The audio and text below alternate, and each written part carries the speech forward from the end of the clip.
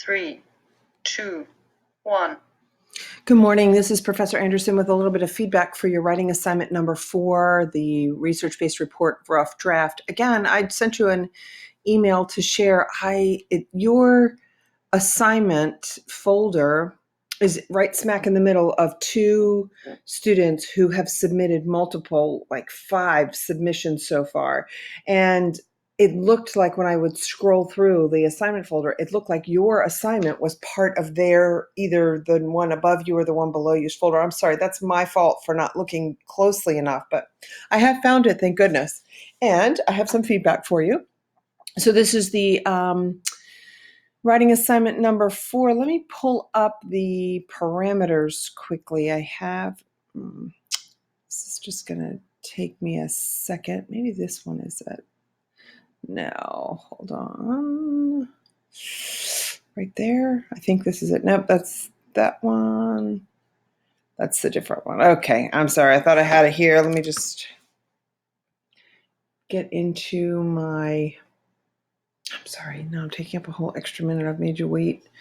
And I did this with your other one too because I couldn't find that. The same thing happened to your other paper. This is content week 4.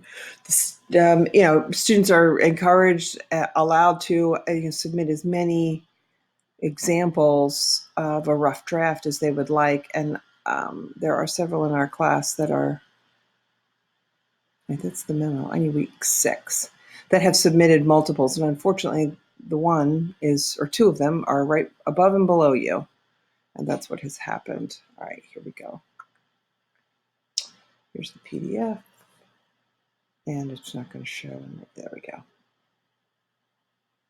All right, so here's what we need to have. These are the components, and this is the order in which they must be, and you have everything brilliantly written. I love this letter to a decision maker. You are, here's the report, and it followed my proposal memo. As I would say, enclosed is the report, on-site daycare center. Watch this, scooch that over a bit. The result of research granted in July, the result of the primary research conducted, you authorized, or the result of, somehow identify that this is the result of the research that you authorized. I asked for permission and you gave me permission to continue. It analyzes the positive effects. Thank you for the time, your time in advance. Perfect. Excellent. So then we get down here, title page, table of contents, beautiful. In a Word document, if you just type the information, there is a there's a toggle switch that you can click that says table of contents to make one. And so see how you have a couple of the, I think it's maybe just that. Yeah, in this too. See, I have a couple of them with just one too many dots. I can tell you did this individually. This, if you, it might require you to reformat, like take all the dots out. But if you click under, I think it's a format in the top, there's the button. If you scroll down, it will say table of contents and it'll create it for you. So your executive summary, I like how you're very systematic throughout. Your subheading, or your headings are bold in a much larger font. Your subheadings are all what we call parallel structure. Purpose: at the Hanover building, there are many employees with young children. Okay, because the shifts in the building can vary from 7 a.m. to 7 p.m., it can sometimes be hard to find a trusted daycare to assist with childcare needs. Excellent. You just want to make sure this sentence right here is a perfectly beautiful sentence, but you need a comma here because the shifts in the building can vary from 7 a.m. to 7 p.m. is what's called a dependent clause. And it's connected to an independent clause. It can sometimes be hard to find a trusted daycare to assist in the childcare needs. When you connect a dependent to an independent, you must use a comma. So you want to check that throughout. There was one more I saw down here. It's right here. No, it's under methodology. Yes. The following methods were used to analyze is an on-site daycare would decrease absenteeism. A couple of things. One, I think you meant to say if an on-site daycare would decrease. But I want you to take a look and think about this would decrease. So that is what we call kind of suggestive language in business writing.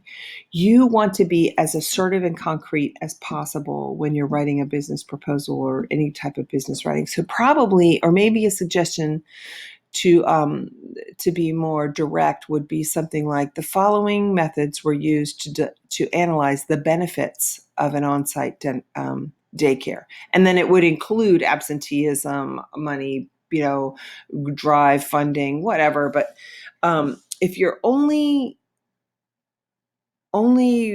suggestion for an on-site daycare is to decrease absenteeism, your report talks about more than just that.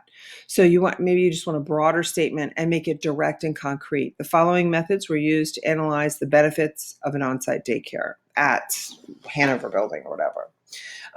So I just gave you two examples of things that I noticed throughout.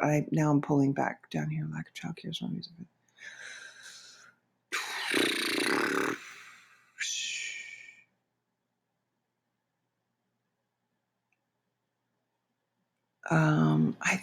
I thought I read through here. Yeah.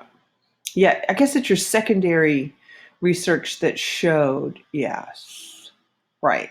Your secondary research. That's where I'm getting it. Shows that on-site daycare increases productivity. Oh, yes, that is connected with absenteeism, but that's the opposite end of absenteeism. When they are at work, they're working harder.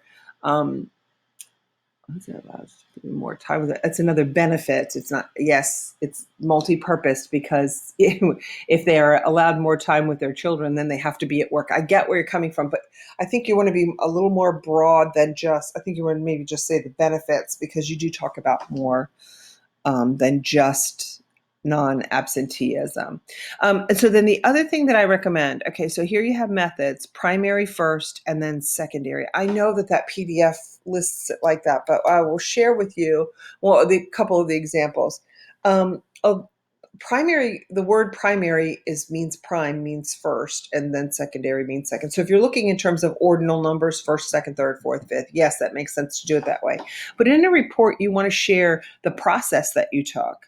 And so the process was really, the first thing you did was to collect secondary research. And you want to move that paragraph here and then the primary research under it, because you did the primary research second.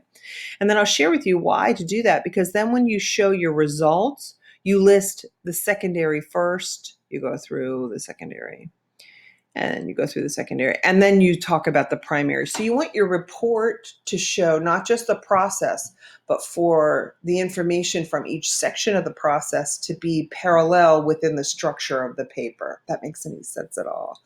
And then the only thing I would recommend in here is to provide employee feedback,